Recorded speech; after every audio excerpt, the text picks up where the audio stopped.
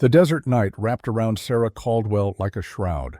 Moonlight painted the Arizona landscape in shades of silver and shadow, transforming the Superstition Mountains into jagged teeth against an ink-black sky. She stood before a simple grave marker, weathered wood carved with a name that had once meant everything. Marcus Caldwell, beloved husband, 1846 to 1885. Sarah placed a single wildflower against the headstone. Her fingers lingered on the rough surface, tracing letters worn smooth by 8 months of wind and sand. The gesture felt hollow now. Everything felt hollow. "I never told you who I really was, Marcus," she whispered to the silence. "And now I think you know." The words dissolved into darkness.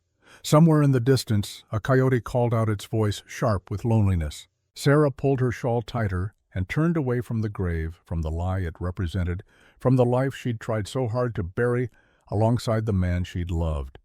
Behind her, carved into the base of the headstone, where shadow hid it from casual observation, were 4 words she'd added herself just last week. "Forgive me for everything." The camera of memory pulled back, rising above the lonely figure above the graveyard, above the sleeping town of Copper Canyon, until distance reduced everything to points of light scattered across an endless sea of darkness. Then everything went black. 8 months earlier, dawn came to the Arizona territory the way it always did, sudden, merciless, beautiful. Sarah woke at 5 in the morning to the sound of roosters and the creak of settling wood. Her bedroom was small, Spartan. A bed, a dresser, a single window facing east. On the wall, a photograph of her wedding day. Marcus looked proud in his Sunday suit. Sarah looked young, almost unrecognizable, her smile genuine, in a way it hadn't been since. She dressed in silence, canvas trousers worn but clean, a cotton shirt practical, boots that had seen 1,000 miles of hard road. Her fingers moved through the routine with muscle memory, buttoning, lacing, tying back her dark hair with a leather cord. In the mirror, a woman of 38 stared back. Still beautiful, people said, but beauty felt like a language she'd forgotten how to speak. The house was quiet. Too quiet sometimes. Sarah moved through it like a ghost haunting her own life. Outside, the stable yard was coming alive. 6 horses needed feeding, harnesses needed checking, the stagecoach needed its daily inspection. The Caldwell stage line wasn't much, just 1 coach and 2 routes, but it was hers. Or it had been theirs before Marcus died, before everything changed. Sarah moved through the morning preparations without speaking. Her hands checked wheel spokes, tested leather straps, measured feed with practiced precision. The work was meditation. The work kept the ghosts at bay, until the gunshot. The crack echoed across the yard, distant but distinct. Sarah froze, one hand on the coach's doorframe, the other moving instinctively toward her hip, toward where a gun would have been in another life, in the life before. Her fingers found only empty air. She forced herself to breathe, forced her heart to slow. It was nothing. A hunter in the hills, a rancher dealing with a coyote. It meant nothing. But her hand was shaking when she went back to work. Samuel Wright arrived an hour later, riding in on his bay mare with the easy confidence of a man who'd spent 40 years in the saddle.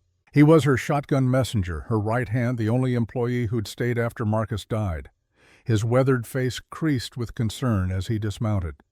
"You look tired, Mrs. Caldwell." "Didn't sleep well," Sarah said. It was true enough. Samuel tied his horse and walked over to inspect the coach. His movements were careful, thorough. He'd been with them for 3 years, long enough to know quality work when he saw it, long enough to know when Sarah was lying about sleep. "Got word from Fort Yuma," he said, running his hand along the coach's frame. "They're ready to send that payroll. $6,000 in banknotes. Want it transported end of the week." Sarah's hand stilled on the harness she was adjusting.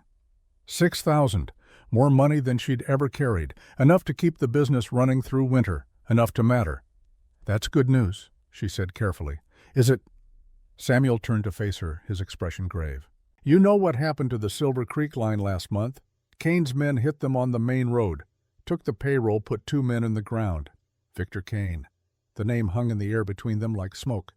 Everyone in the territory knew Kane, crime lord, businessman, the man who made problems disappear for a price. 3 stage lines had either sold to his front companies or shut down in the past 6 months. The Caldwell line was the last independent operator on the Fort Yuma route, the last obstacle to Kane's complete control. "Marcus wouldn't run," Sarah said quietly. "Neither will I."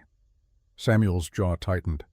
"Marcus is dead, Mrs. Caldwell, and you got more to lose now than just the business." He meant Anna. Sarah knew he meant Anna. She turned back to the coach, unwilling to let him see her face. "We'll talk about the payroll run later. Right now we have the mail route to Tucson." Samuel wanted to argue. She could feel it in the weight of his silence. But he was too loyal, too respectful to push. He simply nodded and went to prepare his own gear. Sarah watched him go, then looked toward the house, toward the second-floor window where Anna's room was. The curtains were still drawn. The girl would sleep another hour at least, wrapped in the innocence of 16 dreaming dreams that didn't yet include bullets and blood and choices that left scars.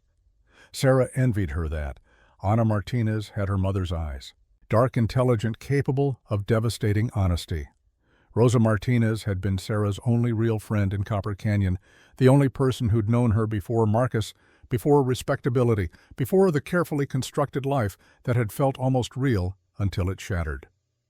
Rosa died of consumption a year ago, coughing blood into rags while Anna held her hand. Her last words to Sarah had been a plea: "Take care of my daughter. Keep her safe. Don't let this place break her the way it breaks everyone." Sarah had promised.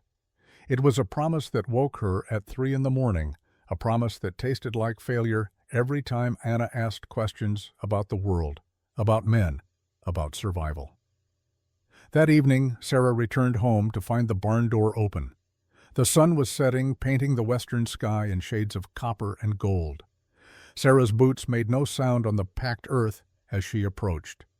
Through the gap in the door, she could hear movement, the click of metal on metal, the soft curse of frustration. She pushed the door wider. Anna stood in the center of the barn, Marcus's old Colt revolver gripped in both hands. She was aiming at a makeshift target, a piece of wood propped against a hay bale. Her stance was all wrong. Arms locked, shoulders hunched, but there was determination in every line of her young body. "Put it down, Anna." The girl spun, nearly dropping the weapon. Guilt flashed across her face, followed quickly by defiance.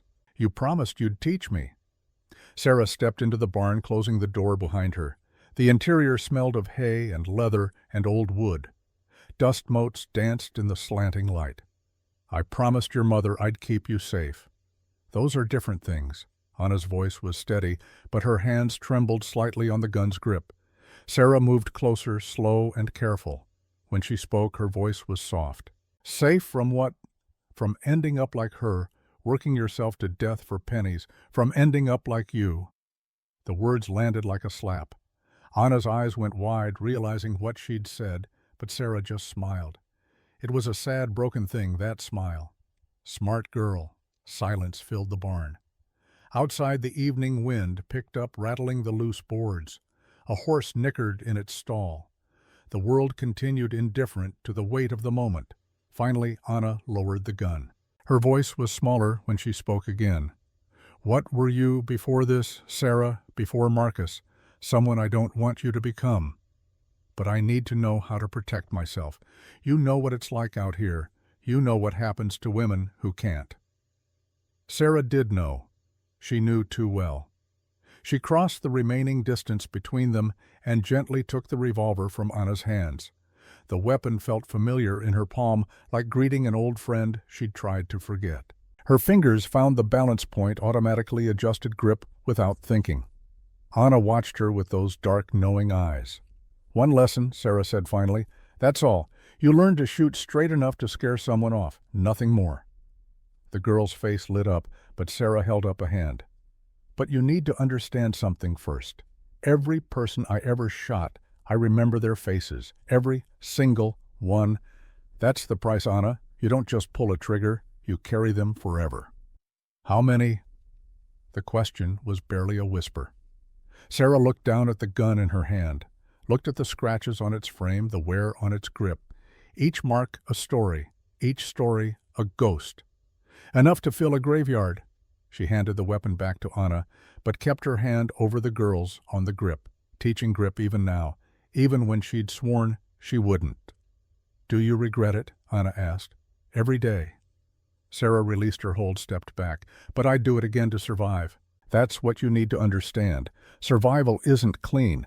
It isn't noble. It's just surviving." They stood in the fading light, teacher and student, survivor and innocent, separated by years and experience, but bound by promises made to the dead. "Tomorrow," Sarah said. "We'll start tomorrow. But Anna, if I teach you this, you have to promise me something. Anything.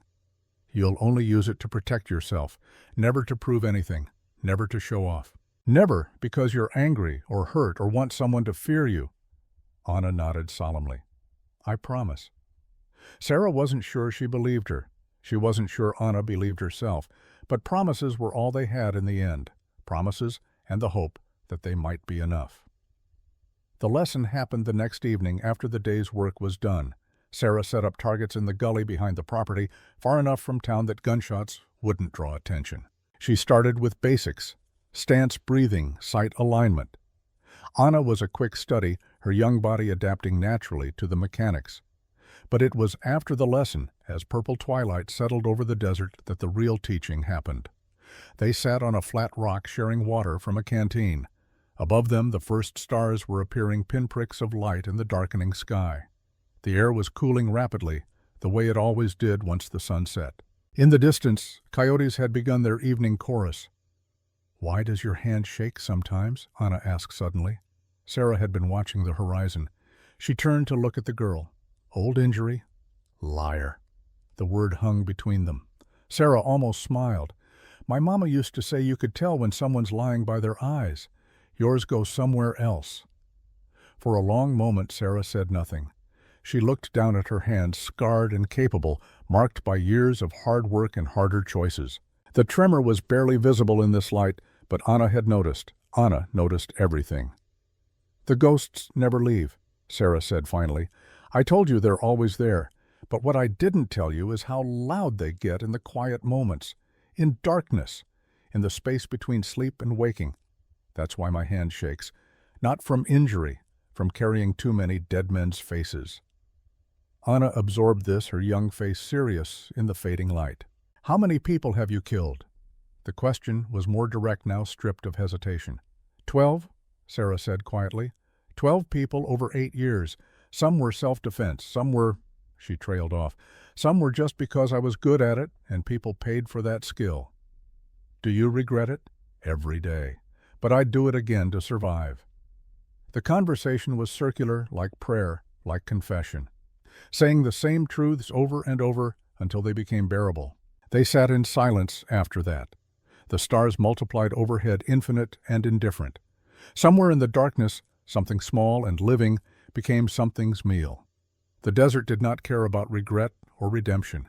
It simply was. Finally, Anna spoke again. "I won't end up like you." Sarah looked at her, surprised. "I'll be better," the girl continued. "I'll learn what you teach me, but I won't let it make me sad the way it made you sad." Sarah wanted to tell her it didn't work that way, wanted to explain that violence changed you in ways you couldn't predict or control, but Anna's optimism was precious fragile. Sarah didn't have the heart to crush it. "I hope you're right," she said instead. They walked back to the house under starlight, their shadows long and thin on the pale earth. Daniel Reeves rode into Copper Canyon at mid-morning 2 days later. Sarah was in the stable yard checking inventory when Samuel came running. His face was tight with concern. "Federal Marshal just rode in, asking for you by name." "Federal." Sarah's stomach dropped. She forced her expression to remain neutral, forced her hands to stay steady on the clipboard she was holding. "Did he say what he wanted?" "Just that he needs to speak with you about the Kane gang. Says it's official business." Sarah set down the clipboard very carefully. "Show him to the office. I'll be right there."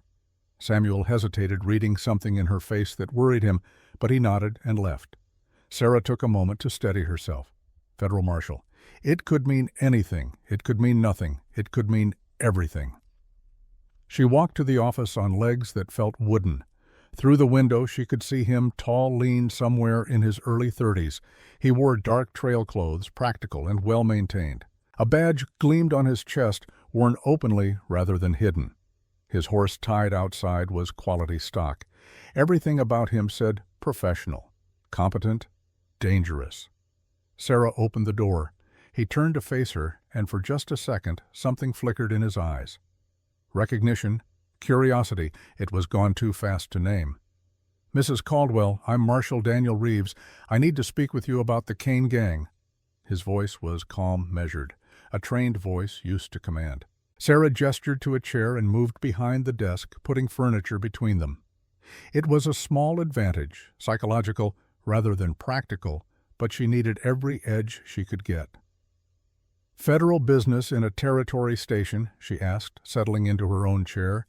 "Kane's operation crosses state lines, makes it federal." He didn't sit. Instead, he moved to the window looking out at the yard. His movements were controlled, economical, a man comfortable in his own body. "I understand you're planning a payroll run to Fort Yuma, $6,000. News travels fast." He turned back to her, and this time his gaze was direct, searching. "Have we met before?" Sarah's heart hammered against her ribs. She kept her face carefully blank. "I don't think so." "Strange." He stepped closer, and Sarah fought the urge to lean back. "You look familiar. Can't quite place it, but there's something—" "I have one of those faces, I suppose." He studied her for another long moment, then seemed to let it go. He pulled out the chair and sat. Finally, his posture relaxed, but alert.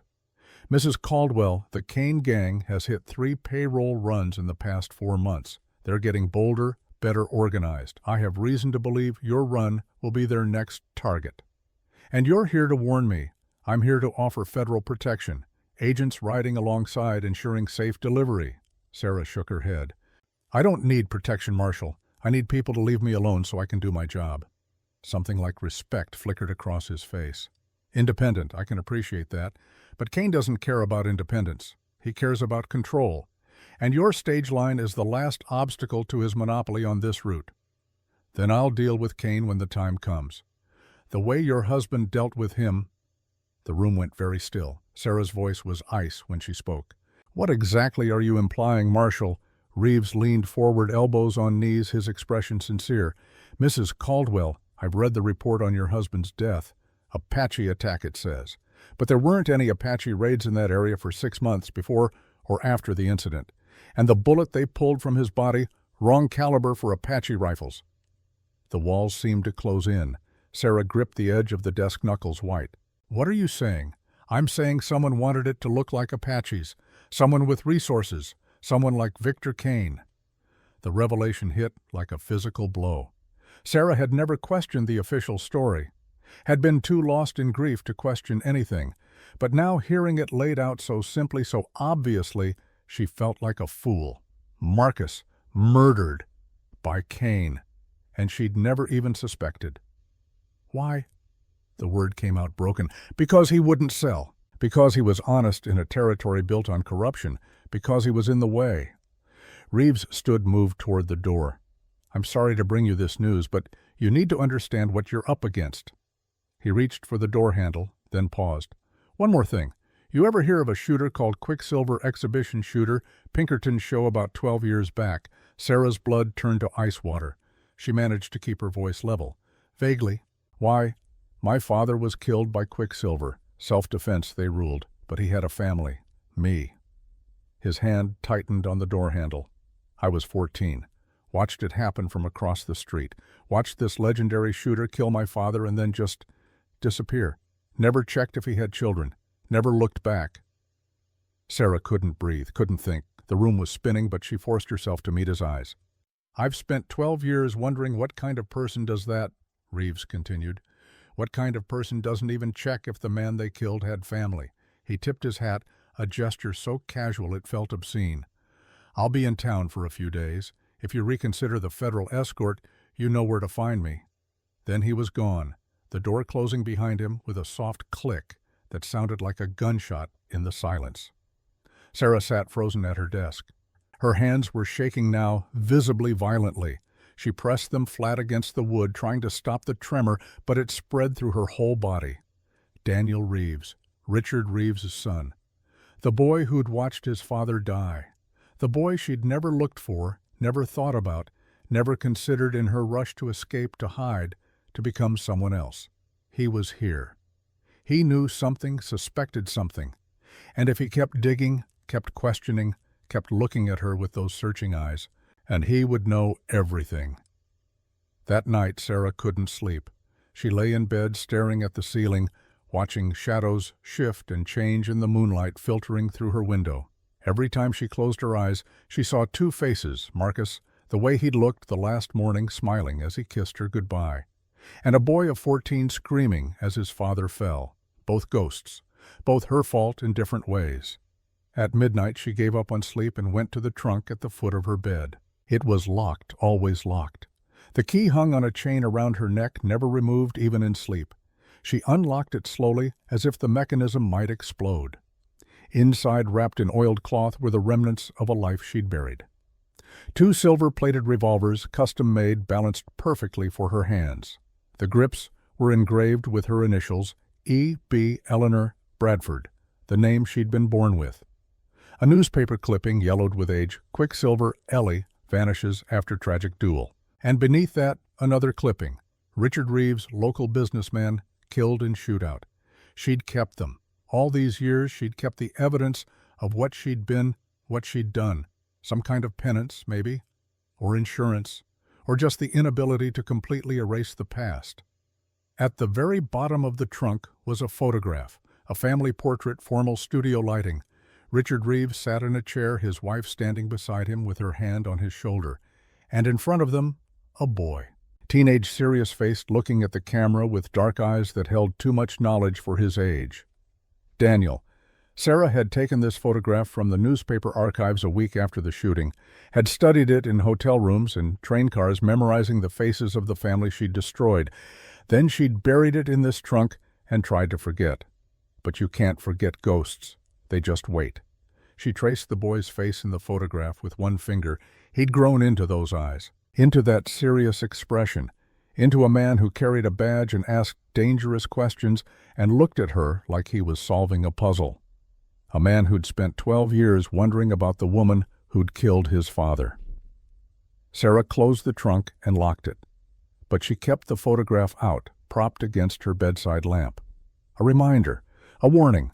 Tomorrow she would have to decide, run as she'd always run, or stay and face what was coming. But tonight she simply sat with her ghosts under a moon that had witnessed too many sins to judge hers, and waited for dawn. Morning came with a knock at the door. Sarah had fallen asleep in the chair, the photograph still on the table beside her. She woke with a start, neck stiff, head pounding. The knock came again, more insistent.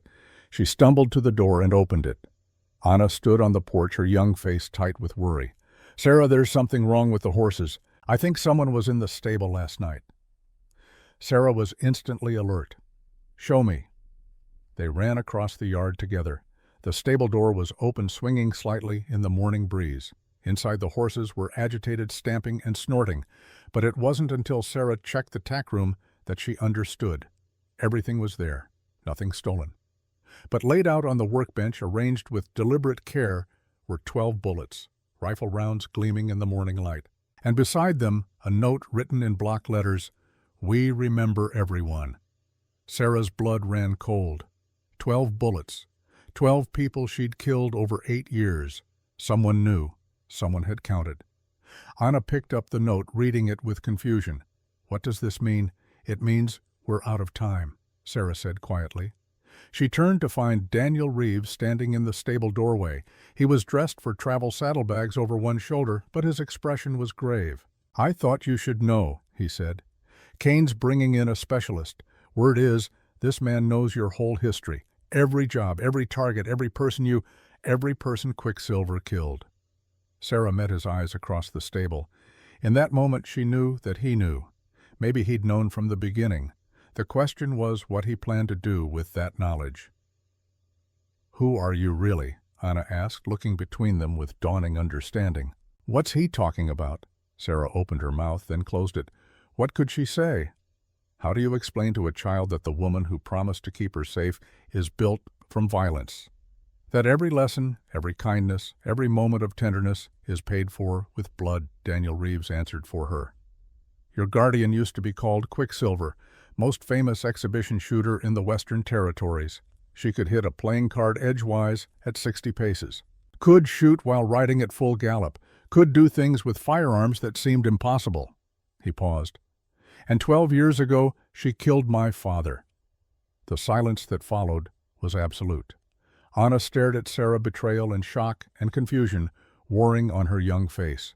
Sarah wanted to reach for her to explain, but her arms felt like lead. It was self-defense, Sarah said finally. Her voice sounded distant, unfamiliar. He drew first. I was faster. I didn't know he had a son. You didn't check, Daniel said, not accusing, just stating fact. No, I didn't check. I ran. I hid. I became someone else. Sarah looked at Anna. I became the person I thought I should be, but I can't seem to stay buried. Anna's eyes were wet, but she wasn't crying. Not yet. You lied to me. I omitted. It's not the same. Yes, it is. The girl's voice broke. You let me think you were good. You let me think. She didn't finish. She just turned and ran from the stable, leaving Sarah standing among the agitated horses and the 12 bullets that represented her past coming due. Daniel Reeves stepped fully into the stable. He moved to the workbench, picked up one of the bullets, examined it. Someone's sending you a message, he said. Someone who knows exactly what you are. Kane, Sarah said. Maybe. Or maybe Kane hired someone who knows. Someone who's been tracking Quicksilver for years, waiting for you to surface. He set the bullet down carefully. Either way, that payroll run just became a trap. Then I won't take it. And lose the business. Lose your home. Lose what little you've built here. He shook his head. No, you're going to take that run, and I'm going to ride with you. Not as protection, as witness. Witness to what? His smile was cold. To whether Quicksilver Ellie was a killer or a survivor. I've spent 12 years assuming I knew the answer. Now I want to see for myself. He walked past her toward the door, then stopped. For what it's worth, Mrs. Caldwell, I'm sorry about your husband. No one deserves to die the way he did, but if Kane wants a war, he picked the wrong widow to threaten. After he left, Sarah stood alone in the stable, surrounded by horses and bullets and the wreckage of every identity she'd ever worn. Through the window, she could see Anna's window. The curtains were drawn tight. Sarah picked up the 12 bullets one by one and counted them into her palm. Each one a life, each one a choice, each one leading inevitably to this moment. She closed her fist around them, feeling the cool metal bite into her skin. If Kane wanted Quicksilver, he would get her, but not the legend, not the performer, not the woman who'd shot for applause and disappeared into guilt. He would get the survivor, the widow. The woman who'd lost everything and had nothing left to lose except the girl upstairs who wouldn't look at her. And that was worth fighting for. That was worth becoming a killer again. Sarah walked to the house with purpose in every step. She climbed the stairs to her room and unlocked the trunk one final time. She lifted out the silver-plated revolvers, felt their familiar weight, remembered what it was to be certain of her purpose. Then she went to Anna's door and knocked softly. "Go away," came the muffled response. "Anna, I need you to listen to me." "I said go away." Sarah pressed her forehead against the door. "I lied about who I was, but I never lied about caring for you. I never lied about wanting to keep you safe. And I'm not lying now when I tell you that everything I did, every person I shot, every life I took, it was because the alternative was dying. And I chose to live." Silence from beyond the door. "I'm taking that payroll run in 3 days. It's going to be dangerous. Kane knows what I am, and he's coming for me. I need you to decide if you want me to teach you how to survive that world, or if you want me to send you somewhere safe until this is over." More silence. Then so quietly Sarah almost missed it. "If you send me away, I'll never forgive you." Sarah closed her eyes. "Then I'll teach you everything I know. But Anna, you need to understand. Once you learn this, once you cross this line, you can't go back to being innocent. The world changes. You change. And I can't protect you from that." The door opened. Anna stood there, her eyes red but dry, her young face set with determination that reminded Sarah of herself at that age. "Good," the girl said. "I don't want to be innocent. I want to be ready." Sarah looked at this child, this girl on the edge of becoming something harder, and saw her own past reflected back. The cycle continuing, the violence passing from generation to generation like a curse or a blessing, or simply a tool for survival in a world that ate the weak. "Then we start tomorrow," Sarah said, "and I won't hold anything back." Anna nodded. As she turned to go back into her room, she paused. "Sarah, that man, the marshal, is he going to try to kill you?" "I don't know," Sarah answered honestly, "but if he does, he'll find out why they called me Quicksilver." The girl almost smiled at that. Almost. After Anna's door closed again, Sarah stood in the hallway, holding her silver revolvers, and wondered if she'd just saved the girl or doomed her. The answer she suspected wouldn't be clear until the bullets started flying, and in 3 days they would. The training began before sunrise. Sarah woke Anna in darkness, the sky still deep purple with the memory of night. No words passed between them as they dressed and walked to the gully behind the property. The desert air was cold, biting through their clothes, turning breath to visible mist. Sarah had brought her silver revolvers. In the pre-dawn light, they gleamed like promises or threats, depending on how you looked at them. "First lesson," Sarah said, her voice quiet in the vastness. "A gun is not power. It's responsibility. Every bullet you fire is a question you're answering." "Are you willing to live with that answer?" Anna nodded solemn. Her youth seemed to have evaporated overnight, replaced by something harder, more focused. Sarah recognized that transformation. She'd undergone it herself once, a lifetime ago. They spent 2 hours on fundamentals: stance, grip, breathing, sight, picture. Anna's hands were steady, her eye good.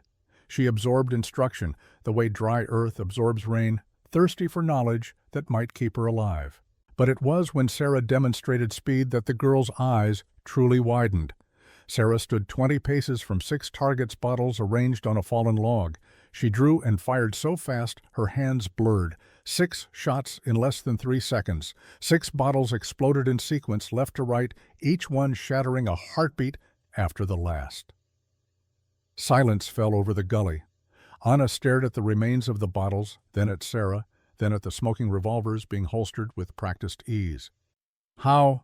The single word carried a weight of questions. 10,000 hours of practice, 5 years performing for crowds, and a survival instinct that wouldn't let me be anything less than perfect. Sarah's voice was flat, emotionless. Because perfect meant alive. Anything less meant dead. They walked back to the house as true dawn broke, painting the sky in shades of gold and crimson. Neither spoke. There was nothing to say that the lesson hadn't already communicated. At the property line, they found Daniel Reeves waiting, sitting on the fence with the patience of a man accustomed to surveillance. "Impressive display," he said, his tone unreadable. "I watched from the ridge. You haven't lost your touch." Sarah's hand moved instinctively toward her hip, then stopped. Old habits, dangerous habits. "You had no right to spy on us." "I had every right. You're transporting federal money in 2 days. I need to know what I'm working with." He stood, dusted off his pants. "And now I do." Anna looked between them, tension crackling in the air like electricity before a storm. "Working with—" Sarah's voice was ice. "I don't recall agreeing to partnership, Marshal." Daniel pulled a folded paper from his coat pocket and handed it to her. Official letterhead, Fort Yuma Commander's seal. Sarah scanned the contents, her jaw tightening with each line. The federal government required escort for all payroll shipments exceeding $5,000. Non-negotiable. Marshal Daniel Reeves would ride as primary security. Refusal would result in cancellation of contract and forfeiture of business license. "You went over my head." Sarah's hands crumpled the paper. "You had no right. I had every right. $6,000 is federal interest. And frankly, Mrs. Caldwell, you need the help whether you admit it or not." His eyes flicked to Anna, then back to Sarah. "Kane isn't just after money, he's after you, and I'd prefer you stay alive long enough to answer some questions I still have." The threat was subtle but unmistakable. Sarah heard it clearly: "Cooperate, or I'll dig deeper into who you really are." Anna stepped forward, her young voice sharp. "I don't trust him." "Smart girl," Sarah said, not taking her eyes off Daniel. "But you're scared of him," Anna continued. "I can tell." Sarah didn't deny it. Instead, she addressed Daniel directly. You want to ride shotgun? Fine, but stay out of my way. This is my coach, my route, my business. You're just cargo with a badge." Something like respect flickered across Daniel's face. "Agreed. But Mrs. Caldwell, understand this. I'm very good at my job, and my job right now is keeping you alive. Try not to make that difficult." He tipped his hat to Anna and walked toward his horse, leaving Sarah standing in the morning light with fury and fear warring in her chest. After he'd ridden away, Anna spoke quietly. "He knows, doesn't he? About who you were?" "Yes. And he's going to use it against you." Sarah looked at the girl, this child who was learning too fast, seeing too much. "Maybe. Or maybe he's trying to decide if I'm worth killing or worth saving. I'm not sure which one scares me more." They walked to the house in silence, the weight of coming violence settling over them like ash. The next day passed in preparation. Samuel checked every inch of the coach, reinforcing weak points, ensuring wheels were sound. Sarah inventoried ammunition, cleaned weapons, mapped alternate routes. Anna stayed close, helping where she could, watching everything, learning. That evening, as shadows lengthened across Copper Canyon, a merchant arrived with news that sent ice through Sarah's veins. "Kane's in town," the man said, his face pale. "Rode in an hour ago with 10 men. They're drinking at the Silver Dollar, making no secret of their plans. Word is they're waiting for someone." Sarah thanked him and sent him on his way. Then she stood on the porch of her office, looking toward the distant lights of town, and considered her options. She could run, pack up Anna, take what money she had, disappear into the vast American landscape the way she'd done before. But running meant losing everything Marcus had built, everything she'd tried to become. Running meant proving that Sarah Caldwell was just another mask, another lie. She could fight. Take the payroll run as planned, face whatever Kane had prepared, and trust in skills she hadn't fully used in 12 years. But fighting meant risking Anna, meant risking exposure, meant becoming Quicksilver again, and that woman had left bodies in her wake. Or she could surrender. Give Kane what he wanted, sell the business, fade into obscurity. But surrender meant betraying Marcus's memory. And Sarah had already betrayed him enough with her secrets. The decision was made before she'd fully acknowledged making it. She would take the run. She would survive. And if Kane wanted a war with a ghost, she would show him what ghosts could do. That night, Sarah found herself unable to sleep again. She stood at her window watching the stars wheel overhead, ancient and indifferent. Somewhere out there, Kane was planning. Daniel was calculating. Anna was dreaming dreams that would soon be interrupted by nightmare reality. And Marcus was 8 months dead, buried in earth that didn't care about the lies told over his grave. A sound drew her attention. Someone was at the practice range. Sarah pulled on her coat and walked out into the night. The moon was nearly full, bright enough to cast clear shadows. At the range, a figure stood silhouetted against the pale desert. Daniel Reeves. He was practicing draw speed, his movements precise, but lacking the fluidity of true mastery. Sarah watched from the darkness for several minutes before making her presence known. "Your stance is wrong," she said, stepping into the moonlight. "You're pulling instead of extending." Daniel turned, unsurprised by her appearance. "Can't sleep either. Seems to be going around." They stood in awkward silence for a moment. Then Daniel holstered his weapon and gestured to the targets. "Show me what I'm doing wrong." Sarah hesitated.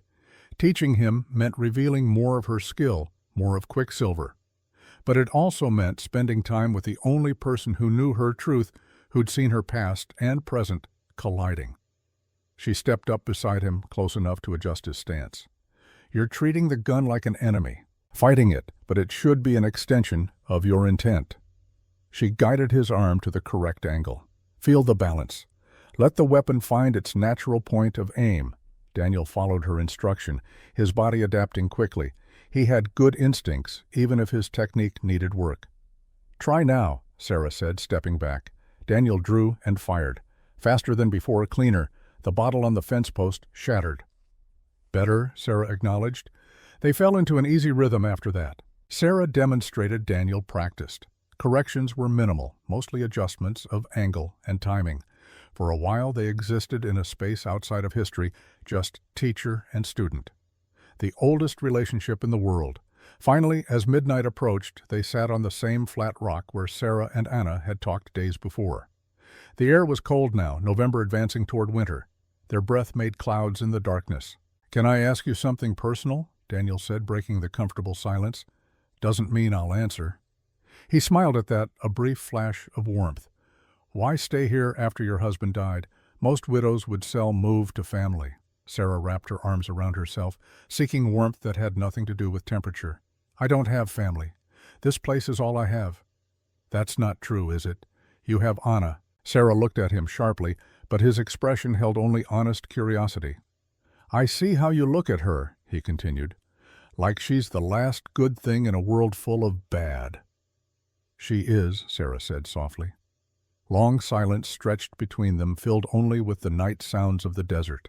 An owl hunting, wind through sage, the vast emptiness that surrounded all human endeavor out here. "My father used to say something," Daniel spoke again, his voice distant with memory. "Every bullet has a cost. The question is, who pays it? I never understood until after he died." Sarah's breath caught. This was dangerous territory, the past reaching into the present with clawed hands. "Tell me about him," she heard herself say. Daniel was quiet for so long she thought he wouldn't answer. Then, "He wasn't a good man, but he was my father. He made mistakes, got involved with the wrong people, owed money to Kane's organization, actually. That's why he was in that saloon that day, meeting with someone about his debts." He paused. "When he died, part of me was relieved. The fighting at home stopped. My mother could breathe again, and I've hated myself for that relief ever since." Sarah's tears came unbidden hot against her cold cheeks. She didn't try to hide them. "Maybe," she said, her voice breaking, "maybe the person who killed him did you a favor." Daniel looked at her strangely. "That's a cold thing to say." "Or an honest one." He studied her face in the moonlight, seeing the tears, the pain, the guilt that had carved channels in her soul. "You've carried this for 12 years, he said. "Not a question. Every day. And you never tried to find out if he had family." "I was too afraid, too ashamed. I told myself it was self-defense, that I had no choice, that his drawing first made it justified. But the truth is, I could have walked away. I could have refused the challenge. I was just too proud, too confident in my skill. I wanted to show off." The confession poured out of her like poison from a wound. And a man died because Quicksilver Ellie needed an audience. Daniel absorbed this, his expression unreadable in the shadows. "For what it's worth," he said finally, "I was there that day. I saw it happen. You didn't challenge him. He called you out drunk and angry because someone told him Quicksilver was a woman, and he couldn't stand the idea that a woman might be faster than him. You tried to walk away 3 times before he drew." Sarah stared at him. "You remember that I remember everything about that day. Every word. Every moment. It's burned into my memory the way your victims are burned into yours." He looked away toward the dark horizon. "I spent years hating you, imagining what I'd do if I ever found you. But now that I have—" He trailed off. Sarah waited, heart pounding. "Now I don't know what I feel," he finished, "except that the world is more complicated than a 14-year-old boy can understand. And maybe you've been punished enough." They sat in silence after that, 2 people bound by violence and grief and the impossible weight of the past. Finally, Sarah spoke. "Tomorrow when we take that run, Kane's going to try to kill me. If he succeeds, I need you to promise me something." "What?" "Take care of Anna. Get her away from here. Give her a chance at a life that isn't built on bullets and blood." Daniel met her eyes. "And if you survive, then I'll take care of her myself. But I need to know that if I fall, someone will catch her." "I promise," Daniel said. And somehow Sarah believed him. They walked back to the house together, not quite friends, but no longer enemies. Something had shifted between them in the darkness, some recognition of shared humanity beneath their separate scars. At Sarah's door, Daniel paused. "Mrs. Caldwell, Sarah, whatever happens tomorrow, know this. You're not the person you were 12 years ago. You've built something here. You've tried to be better. That counts for something." After he left, Sarah stood alone in her room and wondered if trying to be better was enough when the past came collecting debts. She would find out soon. The letter arrived at dawn. Sarah woke to Anna's frantic knocking, the girl's face pale with fear. "This came," Anna said, thrusting an envelope at her. "A writer brought it during the night, left it on the porch." Sarah's hands trembled as she opened it. The handwriting was immediately impossibly familiar. Marcus's handwriting. The world tilted. Sarah had to grip the doorframe to stay upright. The letter read, "Sarah, I know what you were. I know what you did. I know about Quicksilver, about Richard Reeves, about all of it. I'm not dead, my love, but I will be soon if you don't bring that payroll to Devil's Crossing instead of the fort. Come alone or Anna pays the price for your lies. Yours in death and life." Enclosed was a photograph, recent, taken within the last week. Marcus very much alive, standing next to Victor Kane. Both men were smiling at the camera like old friends. Sarah's legs gave out. She collapsed against the wall, sliding down until she sat on the floor, the letter and photo falling from nerveless fingers. Anna picked them up, read quickly, her face draining of color. "He's alive." The girl's voice was tiny, disbelieving. "Your husband is alive." Sarah couldn't answer. Her mind was fracturing, trying to process impossible information. Marcus alive. Marcus working with Kane. Marcus knowing her secret. Marcus threatening Anna. Everything she'd believed for 8 months was a lie. Everything she'd grieved was a manipulation. Everything she'd built on his memory was constructed on sand. Anna knelt beside her, gripping her shoulders. Sarah, listen to me. This could be fake. Someone could be pretending." But Sarah knew. She knew the handwriting, the phrasing, the particular way Marcus ended letters. This was real. Somehow, impossibly, her husband had survived or faked his death and aligned himself with the very man who'd allegedly killed him. The betrayal was so complete, so devastating, that for a moment Sarah couldn't breathe. "What do we do?" Anna asked, her young voice steadying, finding strength when Sarah had none. Sarah looked at the girl, this child she'd promised to protect, now being used as leverage against her. Fury began to burn through the shock, hot and clarifying. "We tell no one," Sarah said, her voice hardening. "Not Samuel, not Daniel, no one. But they can help. Or they can be compromised. If Marcus is alive, if he's been working with Kane all this time, then we don't know who else might be in on it." Sarah stood, forcing her body to obey, despite the tremors running through it. "We take the run as planned. But we watch. We prepare. And when Marcus shows himself, we'll be ready." Anna's eyes were fierce. "I'm coming with you." "Absolutely not." "You can't stop me. If I stay here, Kane's men might take me anyway. At least if I'm with you, I can fight." Sarah wanted to argue, wanted to lock Anna in a cellar and throw away the key. But the girl was right. Separation meant vulnerability, and after 2 days of training, Anna could at least handle a weapon. "You stay in the coach," Sarah said finally. "You don't leave it for any reason. And if shooting starts, you hide. Understood?" Anna nodded. Then more quietly, "Do you still love him?" "Your husband." Sarah looked at the photograph again. Marcus's smile was genuine, his arm casually draped around Kane's shoulders. How long had he been planning this? How many of their years together had been real? "I don't know who he is anymore," Sarah said. "Maybe I never did." The morning of departure dawned clear and cold. Sarah dressed in her practical traveling clothes, but beneath her jacket she wore the gun belt with her silver revolvers. The weight felt right, like armor or absolution. Anna was already at the coach, helping Samuel load supplies. The girl had dressed practically too, and Sarah noticed with grim approval that she carried Marcus's old Colt tucked into her waistband. Daniel arrived on horseback, his federal badge gleaming in the morning sun. He assessed the scene with professional eyes, the coach, the horses, the 2 women who both looked like they hadn't slept. "Everything ready?" he asked. "As it'll ever be," Sarah replied. Samuel approached, his weathered face creased with concern. "Mrs. Caldwell, are you sure about this?" "There's still time to delay to get more security." "The money's needed. We're going." Sarah's tone allowed no argument. They loaded the lockbox containing $6,000 in banknotes. It was heavy, solid, representing months of work and the future of the business. Sarah watched it being secured under the driver's bench and felt nothing. Money meant nothing if Anna was threatened. If Marcus was alive and plotting against her, the world had narrowed to a single focus, survived the next 24 hours. "Mrs. Caldwell," Daniel said quietly, moving close enough that only she could hear. "Something's wrong. You've been different since yesterday." If there's a threat I should know about, Sarah met his eyes. For a moment she considered telling him everything.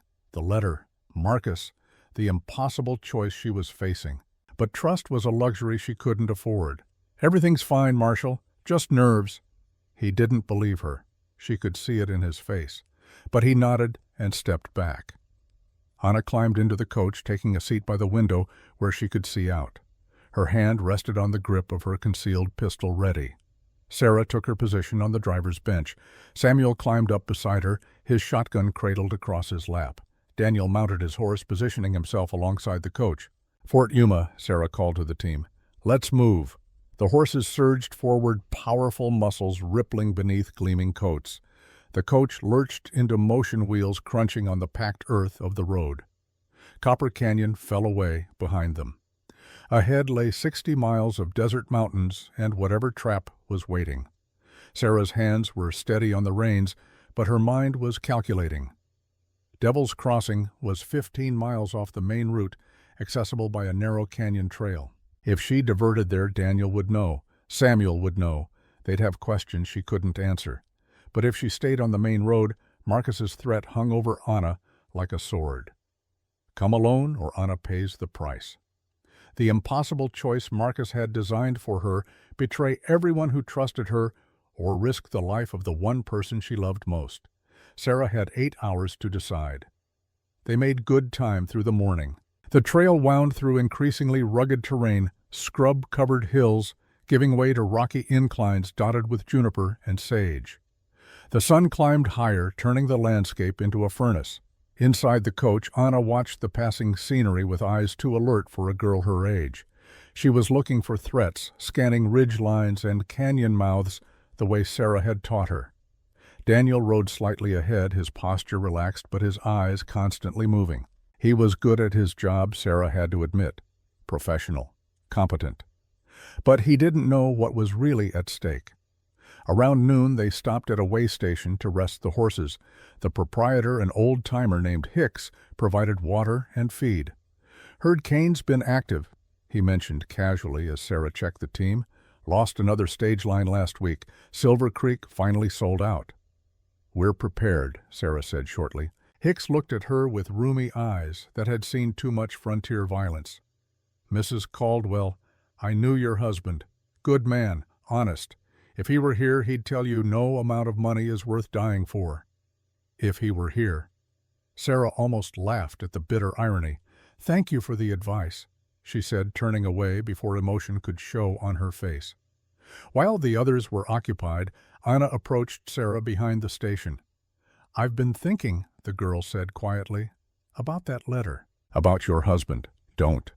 "But Sarah, what if it's a trap? What if Kane killed Marcus, and this is just a way to get you to divert from the route, to separate you from help?" Sarah had considered that, had desperately wanted to believe it, but the handwriting was too accurate, the details too specific. "It's real," she said flatly. "I know my husband's hand." "Knew," Anna corrected gently. "You knew your husband. This man, whoever he is now, he's not the same person." Smart girl. Too smart. They resumed the journey in tense silence.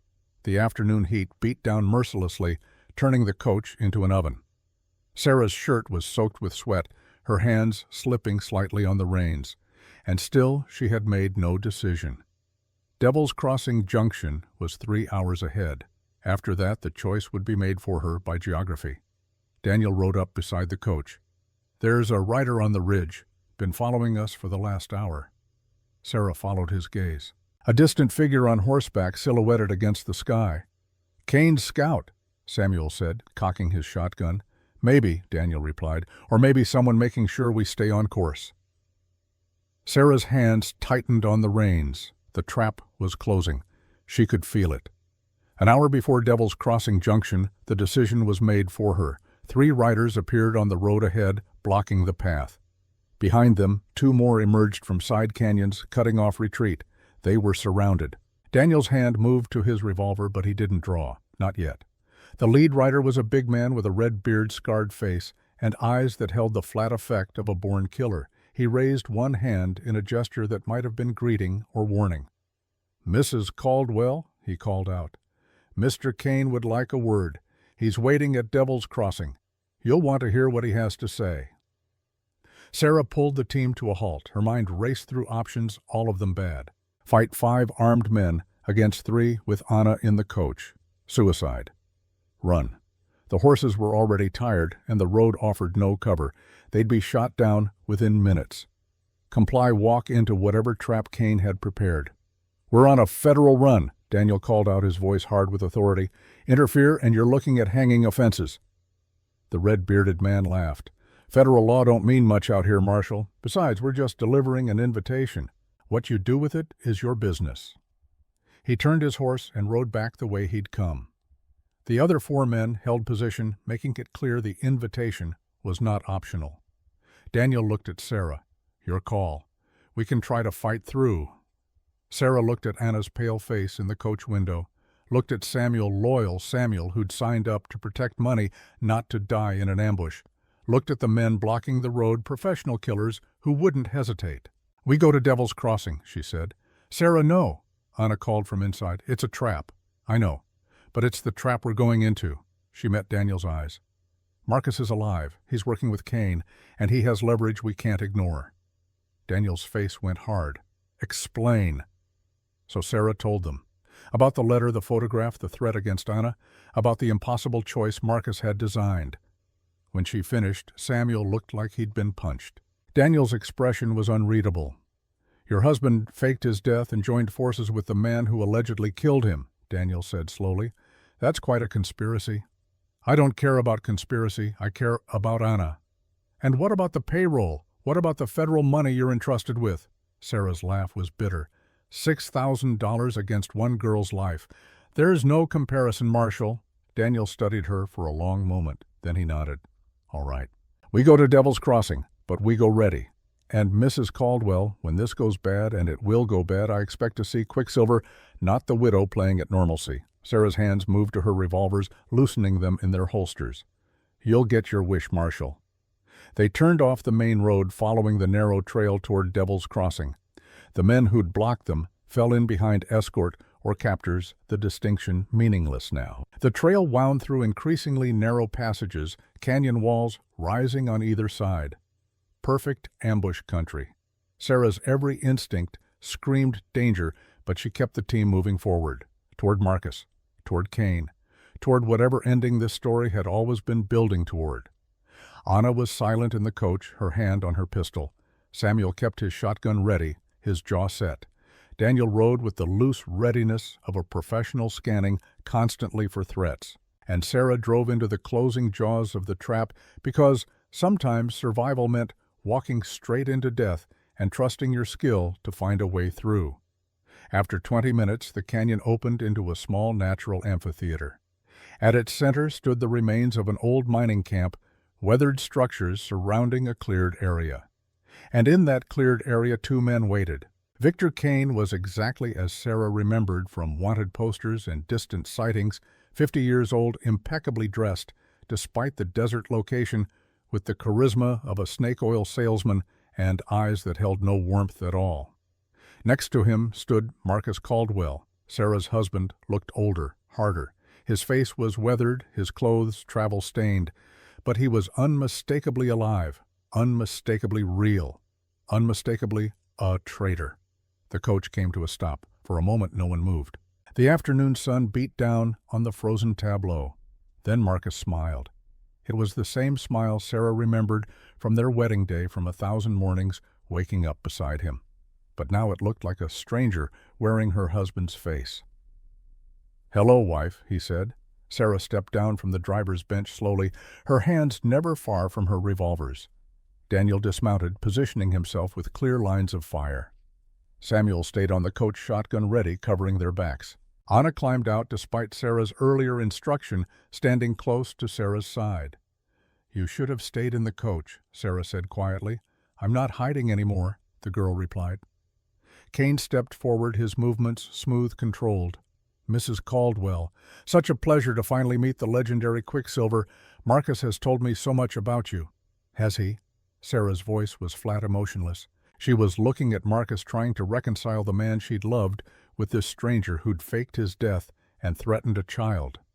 Oh, yes, your whole history. The Pinkerton shows, the exhibition shooting, Richard Reeves. Kane's smile widened. That was quite fortuitous, actually. When you killed Richard, you destroyed my original partnership. Took me years to rebuild. I owe you significant pain for that. Daniel's hand moved to his revolver. This is over, Kane. You're under arrest for conspiracy threatening federal officials and about a dozen other charges. Kane laughed, a genuine sound. Marshall Reeves, son of the man this woman murdered in cold blood. I wondered if you knew. Does it burn Marshall riding alongside your father's killer, forced to protect her? Daniel's jaw tightened, but his hand stayed on his weapon steady. Sarah ignored Kane, focused entirely on Marcus. Why, one word carrying the weight of 8 years of marriage, 8 months of grief, and the complete demolition of everything she'd believed about her life. Marcus's smile faded. Because you lied to me.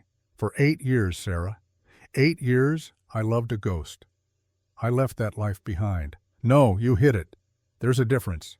His voice rose, years of suppressed anger finally breaking free. You killed Richard Reeves. Did you know he was Kane's original partner? Did you know that when you shot him, you destroyed an empire? Did you even care? It was self-defense, Sarah said. But the words felt hollow even to her. But you didn't have to be there at all, did you? Marcus stepped closer, his face twisted with betrayal. You were performing, showing off. And a man died because Quicksilver needed an audience. Then you came to me, played the reformed woman, the widow looking for a fresh start. And I believed you.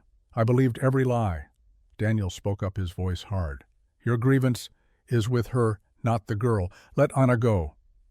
Anna stays, Kane said. She's leverage. Insurance that dear Sarah does exactly what we tell her to. Sarah's hands moved closer to her revolvers.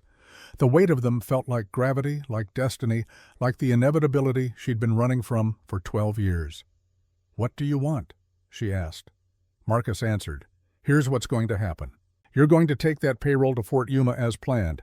You'll deliver it clean, be a hero, solidify trust. Sarah frowned, confused. What?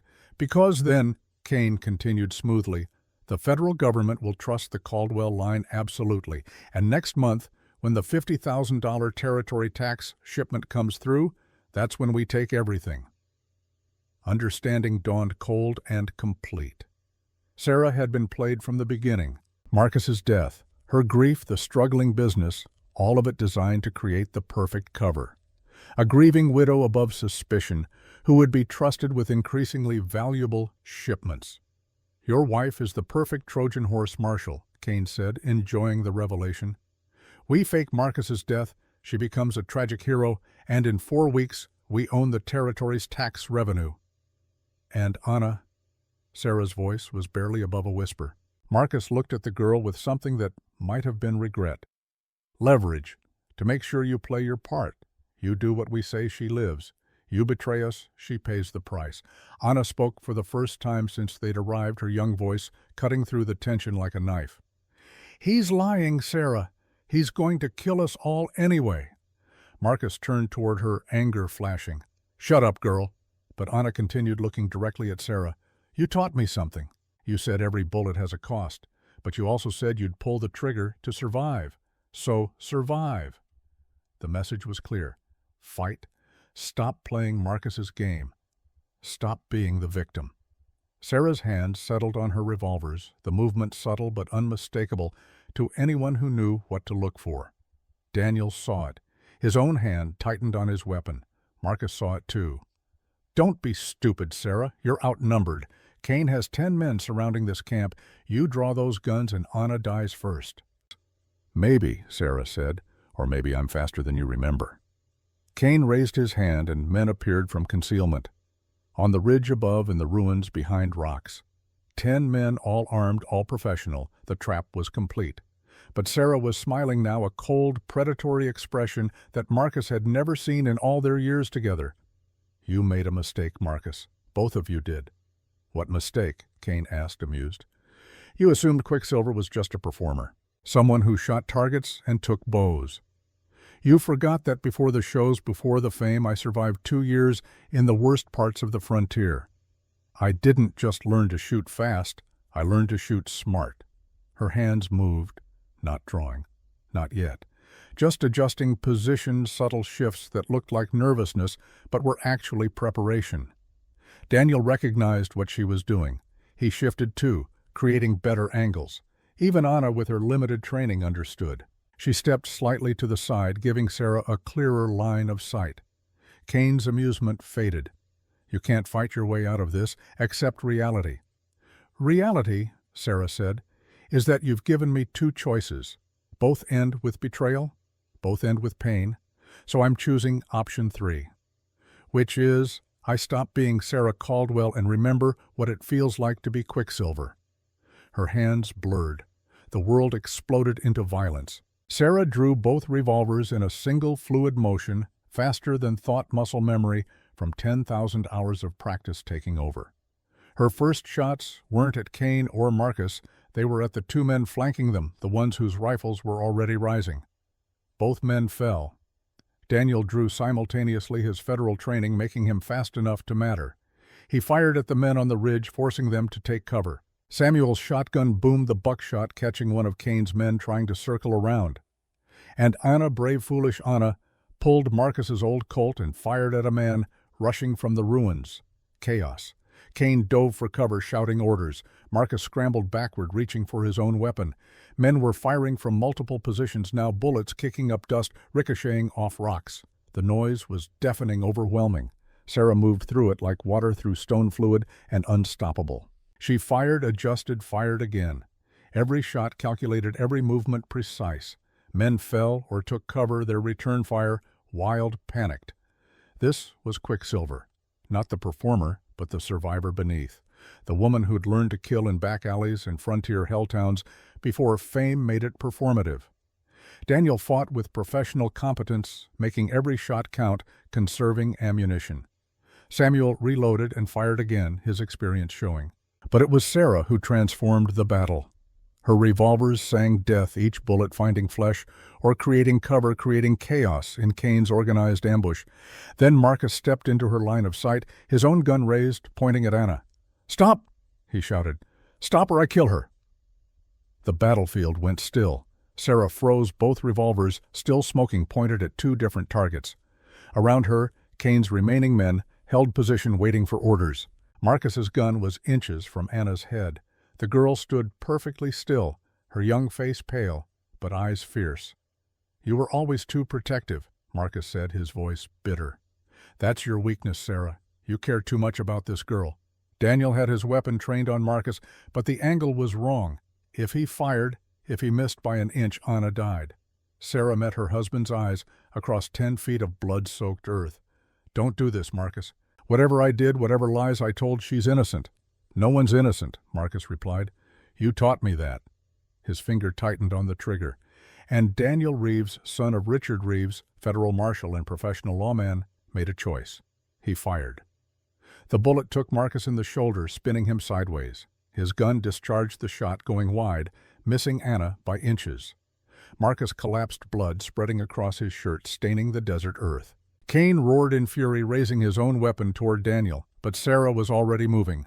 Her revolvers tracked to Kane with supernatural speed. She fired both simultaneously, the reports echoing through the canyon.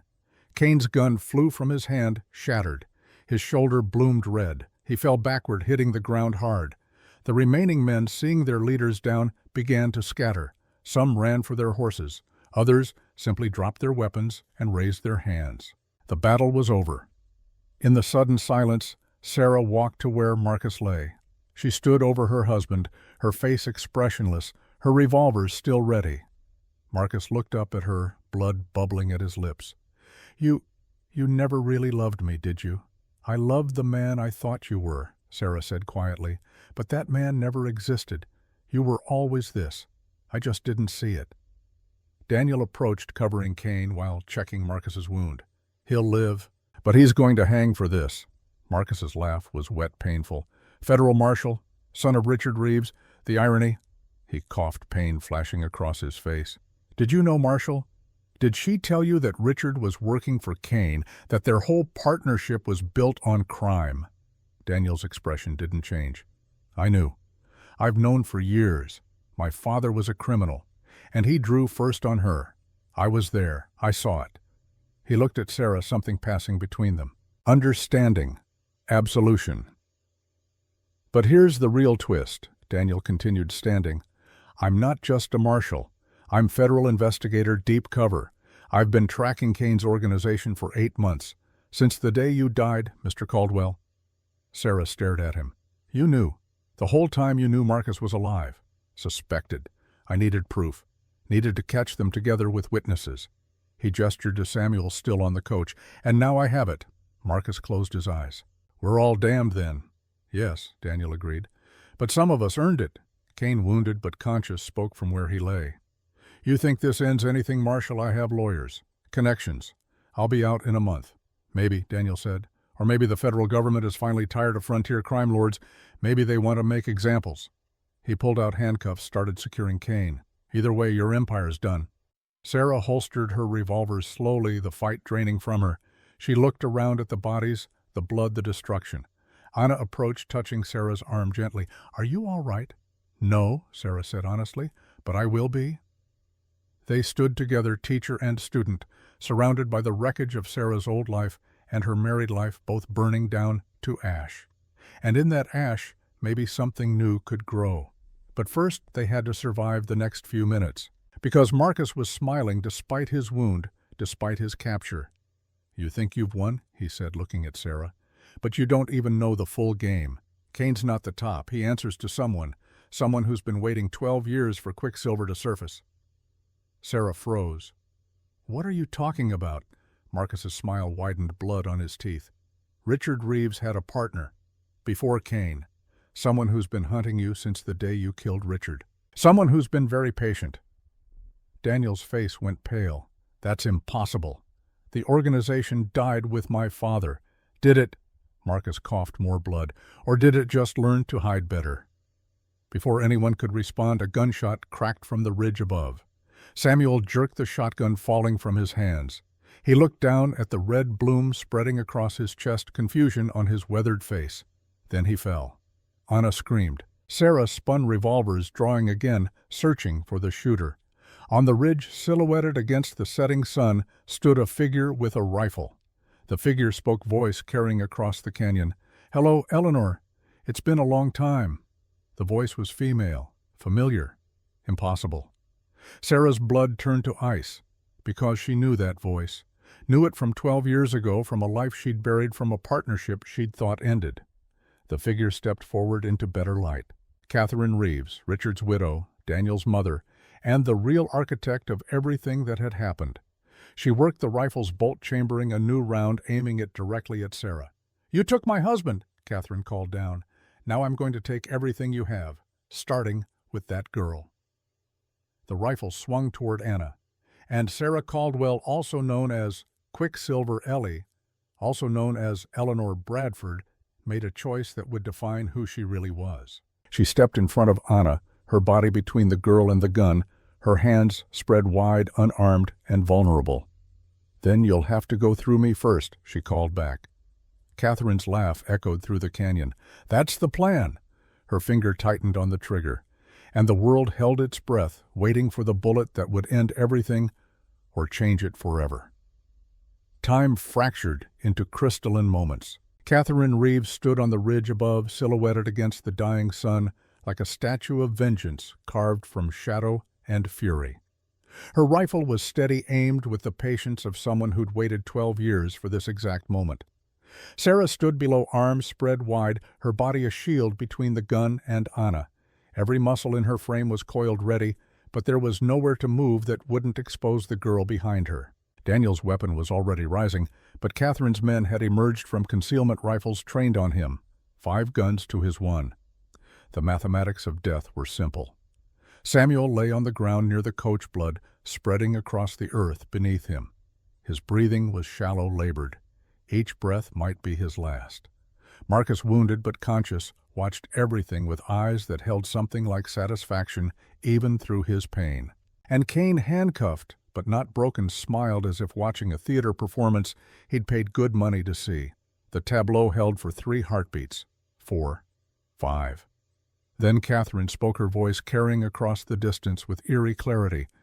You don't remember me, do you, Eleanor? But then you never bothered to learn the names of the people your bullets destroyed." Sarah's mind raced backward through years of memories trying to place the voice, the figure. Something tickled at the edge of recognition, but 12 years was a long time, and grief changed people in ways that made them unrecognizable. "I'm Richard's widow," Catherine continued, taking a step forward into better light. "I was at the saloon that day, watching from the second-floor window while my husband died in the street, watching while you holstered your fancy guns and walked away like you'd done nothing more significant than swat a fly." The memory surfaced, now unbidden. A woman's scream from above. Sarah had heard it registered. It dismissed it as she fled the scene. Another detail she'd chosen not to examine, another thread she'd refused to follow. "I know," Sarah said quietly. "And I'm sorry. I should have checked. Should have stayed. Should have done so many things differently." Catherine's laugh was bitter, broken.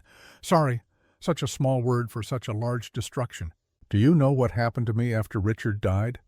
"Do you care?" Sarah said nothing. What could she say? Sorry was insufficient. Sorry was meaningless in the face of 12 years of consequences. "I lost everything," Catherine said, her voice rising with emotion, held too long in check. "Richard's business partners disappeared overnight. The house, the accounts, the respectability, all of it built on his connections, his reputation. Without him, I was nothing. A widow with a teenage son and no means of support." Daniel's voice was strained. "Mother, don't do this." "Quiet, Daniel." Catherine's tone brooked no argument. "You don't understand. You were a boy. You saw your father die, and you grieved and moved on. But I had to survive. I had to find ways to feed us, clothe us, keep a roof over our heads while everyone whispered about how Richard died. Shot by a woman. Beaten by quicksilver. Humiliated." She took another step down the rocky slope, her rifle never wavering. "So I went to Richard's real partners, the ones in the shadows. Victor Kane, others. I offered them something Richard never could, patience, planning. A woman's touch in a man's world of crude violence." Her smile was cold. "And they taught me things, Eleanor. They taught me how to build an empire not on fear alone, but on information, on leverage, on knowing exactly where to press to make people break." Sarah's hands were steady despite the adrenaline flooding her system. "And Marcus. How does my husband fit into your revenge?" "Oh, that was delicious luck," Catherine said. 3 years ago, Marcus came to one of Kane's establishments. Drunk, angry, ranting about his wife's secrets, about how he'd found an old show poster about suspecting the woman he married was someone else entirely. Kane reported it to me, and I saw the opportunity. Marcus spoke from where he lay, his voice weak but defiant. "She offered me truth, said she could prove who you really were. When she showed me the evidence, the photographs, the testimonies, I finally understood. My whole marriage was built on lies." "So you faked your death," Sarah said, pieces clicking into place. Catherine arranged it, made it look like Kane's doing to throw off suspicion. "And for 8 months you've been planning this." "Planning to destroy you the way you destroyed me," Catherine confirmed. "Not just kill you, that would be too quick, too merciful. I wanted you to lose everything first. Your business, your reputation, your identity. I wanted you to know what it feels like to have your whole life revealed as a lie." Anna's voice was small but steady behind Sarah. "You're crazy." "I'm thorough," Catherine corrected. "There's a difference." She raised the rifle slightly, sighting down the barrel. "Here's what happens now. You're going to prove you're Quicksilver. You're going to perform for me, Eleanor. And if you refuse, if you fail, the girl dies. Then Daniel, my own disappointing son who chose law over family." Daniel's jaw tightened. "I chose justice over revenge. Something you should have done 12 years ago." "Justice?" Catherine's voice dripped with scorn. "Justice let your father's killer walk away. Justice did nothing while we starved. Justice is what weak people pray for when they lack the courage to take what's owed." She gestured with the rifle indicating a series of bottles she'd apparently placed earlier. 6 bottles, 6 shots. You have 60 seconds to hit them all while riding that horse." She pointed to Sarah's mount still tied near the coach. "Just like the old days. Just like the performances that made you famous." Sarah looked at the bottles, calculating distances and angles. It was possible. Difficult, but possible. "And if I succeed?" she asked. "Then I'll kill you cleanly. Quick, painless. A gift considering. Catherine's smile was grotesque. But if you fail, if you miss even one, I shoot the girl. Let you watch her die before I kill you. Don't do it, Sarah, Anna said urgently. She's going to kill us anyway. Smart child, Catherine acknowledged. Yes, I am, but at least this way you get to see if the legend was real. If Quicksilver truly was the best, or just another fraud built on luck and lies. Sarah's mind worked frantically. She could refuse. Could try to draw and shoot Catherine before the rifle fired. But the distance was too great, the angle too poor. Catherine had chosen her position well. She could try to negotiate. But Catherine wasn't interested in negotiation. This was about humiliation, about forcing Sarah to perform one last time before destroying her. Or she could do what Catherine demanded, buy time, hope for an opening. I'll do it, Sarah said, but let Anna go first. She's not part of this. She's leverage. She stays. Then I don't perform. Catherine's finger moved to the trigger. Then she dies now instead of later.